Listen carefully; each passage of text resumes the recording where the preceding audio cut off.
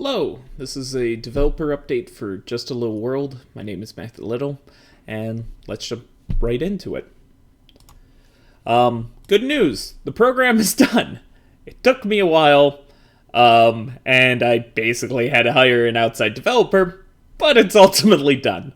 I started working on it for about 2 weeks, kept on having issues, me realizing I don't understand Python nearly as well as I did, and instead of trying to basically take another month or something in order to try to make this program, I ultimately said screw it and started talking to an outside developer. He got back to me recently, gave me the exe program plus a number of the code they has, and to me, it's everything that I wanted and even then some. So the program itself is just a small exe application program. When you jump into it, it will bring out this. There's some small improvements that I wish to do in the long run, like try add a dark mode, maybe a menu system, but for a base program that this is based off of, it's everything you wanted. Import folder, on how you're starting this, import folder is going to be where your exe files are going to be that will make up the generation bulk of everything that you have. Inside here it'll give you the full location, so you know exactly where exactly you're looking at. The categories will be each one of the exe files that you have. The table name will be any tables that are associated or any extra tabs that are associated on the Excel file. The ID is going to be your header fields. Your text is going to be the random generation that has come up with. Total choices are the total number of choices that each category has, and a manual role is more of a manual input. So if, for instance, if you don't like where this location is, you can basically go in there and change it manually on what you want. I'll show that more in just a second. Then it has the update where you can kind of constantly go through and re-roll it. You have the output file, so when you save these results, it will go to that output file, and it will save it in the exact same folder that you have as the exe file. And the combinations is kind of something that I was hoping to do later on, but it essentially will generate multiple times on the same thing. So right now, if I ended up hitting save results, I wouldn't see just this plain result, I would see 5 different results as well. Quickly show that. So it saves the output, hit OK. We have our output right here. And this is, instead of getting a single one, we have 5 different randomly generated results. Now, the big reason why this is big is for towns. You can do, we'll just show this, it'll be easier. So we won't save. Up on categories, I have people. This has a general index of how many people are kind of involved, and I'm just going to change this to 2,000, because there's a lot of people in this town for whatever reason. Hit save results, save output, and while we see down here that there's the dungeon tab of the 5 random generations that we have also now a tab for people. And altogether, we have 2,000 results. So it randomly generated 2,000 people for this town. Now, there's a lot of things that kind of need to be messed around with, like weighted results and making sure that you have the correct amount of things that you go through. But for mass-producing NPCs for a town or for anything that you may need, it does it. This was a feature I was hoping to work on later, but he did it and I didn't even have to ask him. He's fantastic. I almost have to ask him actually if I could kind of put his name in the credits of this, because honestly he was one of the best developers that I kind of got lucky on kind of meeting. Anyways, other random things that we can kind of go through here. A little bit of a wonky interface. This is where I kind of have to apologize. You have to keep the exe file name at the very end of it, but we can change this to quest. So you can change the output name for whatever it is. If we go to category, go to quest, We have our quest index with all these different, with all the different types of quests that we have. So let's just randomly go through here, click a couple of times, change the combination to 1 because we're only interested in just this one. Save results. So now we have our general idea for what our mission type is. So we do have a punish mission. Let's see here. So we'll go here. We'll roll this a few times. Save the result. Again, it's been saved one more time. We see that there's a terrain for hills. Target location of a town. We don't exactly have any type of towns or anything in here or for a random generator for right now. But for a laugh, let's just say that it's a dungeon just for the sake of like wherever the party actually has to go. And actually it kind of works out is the dungeon is going to be a palace. So in a town, that makes perfect sense. So we'll save that. And then I forget because I'm forgetful. Where was this? Terrains was hills. So we'll close this really quick and go to terrains. We don't need to randomly do that. Oh, I realized a spelling mistake. Things I'll fix. Terrain was hills. Hit this a few times. Hit save one last time. And as a DM for someone who's looking for like kind of like side results and like quick ideas or anything for a party, I have a fully developed adventure essentially now.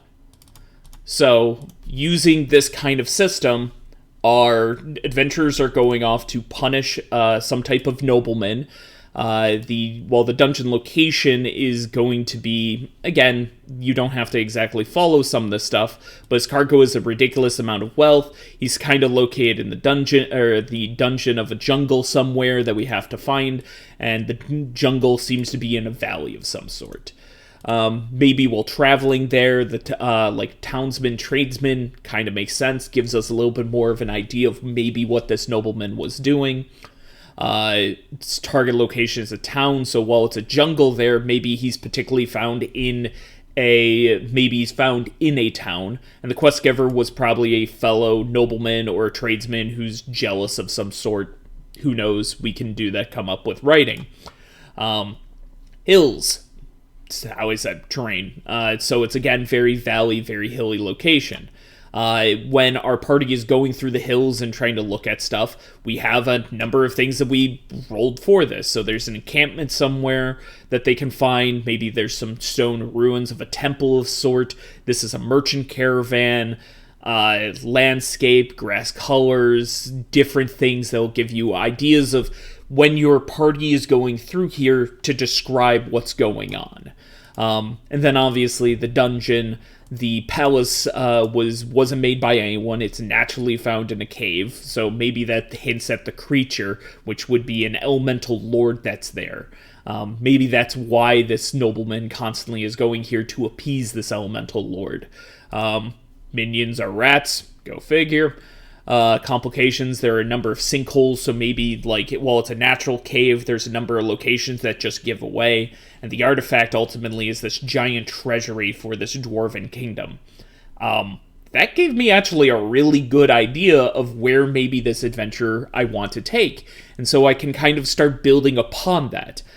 And this is just the baseline stuff that I have. This isn't even more customized for something for your own campaign, and this isn't even customized to the point where it's like, well, I want to add some more stuff with maybe, complications are actually traps that I kind of put in. I can roll up the random NPC for what the elemental lord is. So, again, this is the nobleman, we'll say. Hit this a few times, so he's a rug maker for sorts, he has tattoos, and all this, and a couple of these other things. Actually, we will make this, because his occupation, we did say was a merchant. We have a couple ideas on this, and then let's just roll a couple of these, and I will close this just for sake of brevity. Save results.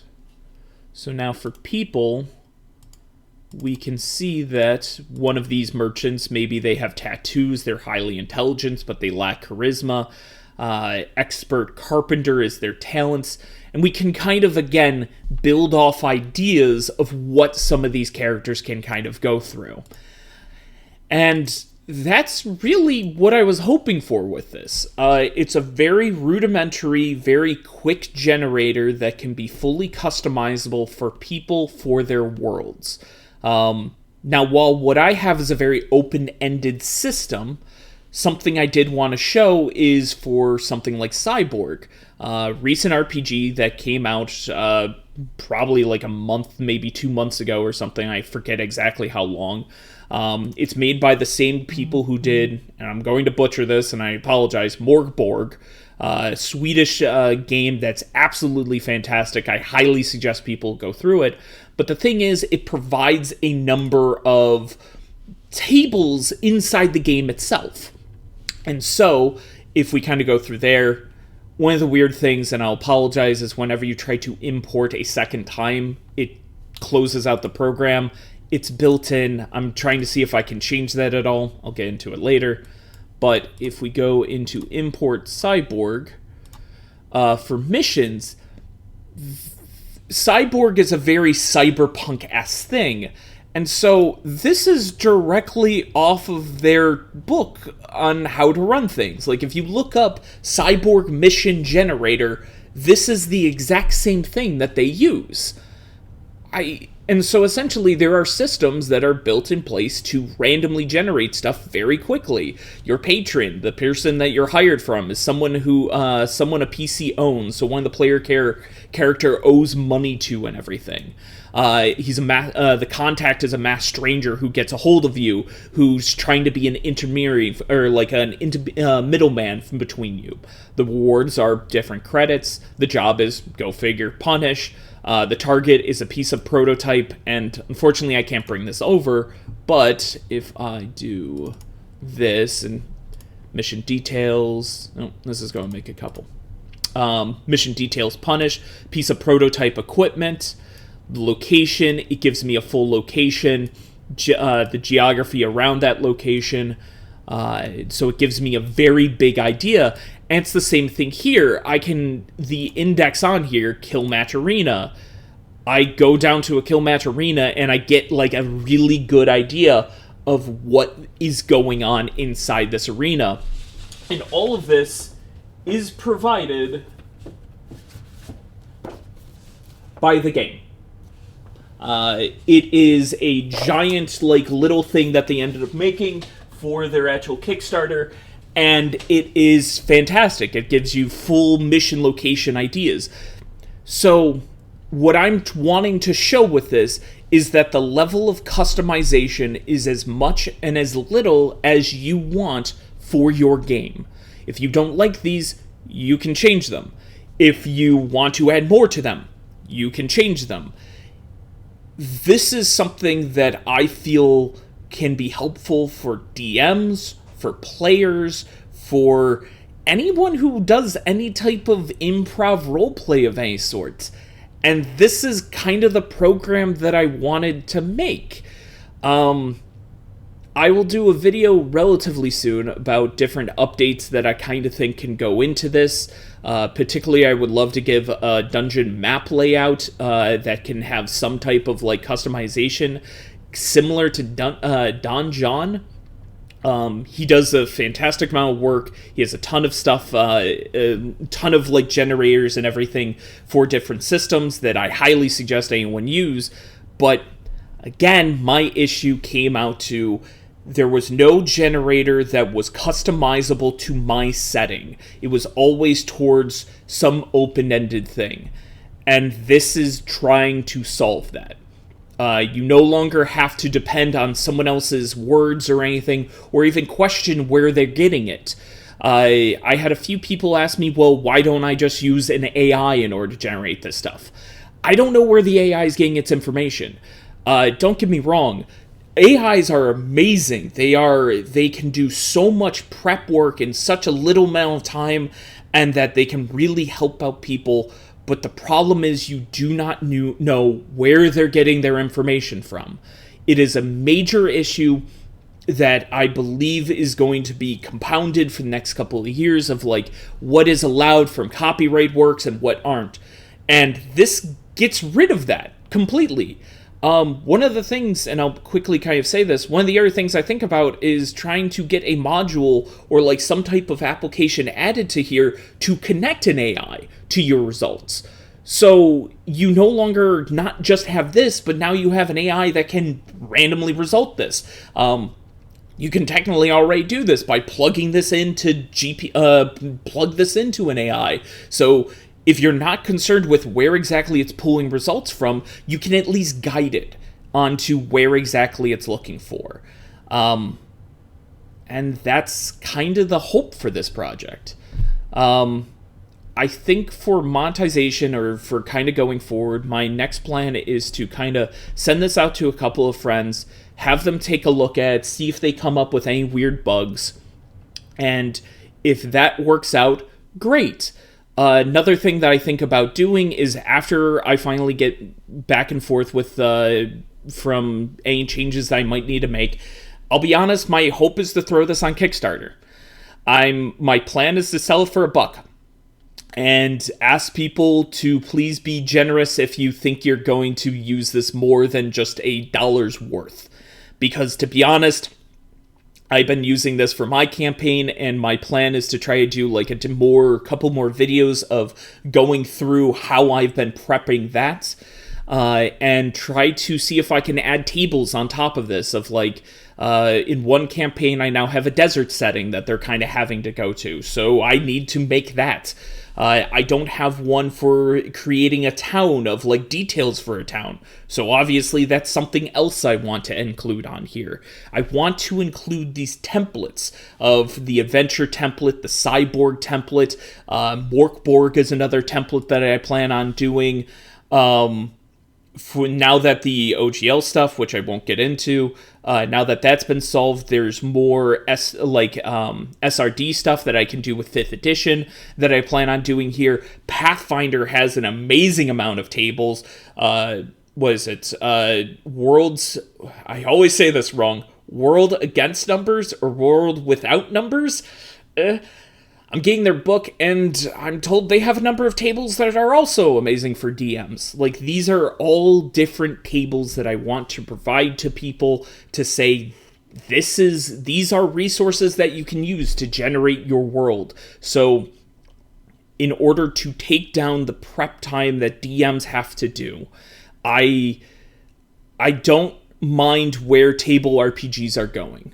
It's not my place to say, how dare they come up with more systems and more virtual tabletops and all these more resources that DMs can use. But the problem is that I feel that the bloat of what DMs have to do are becoming larger and larger and larger, and this is to hopefully help them.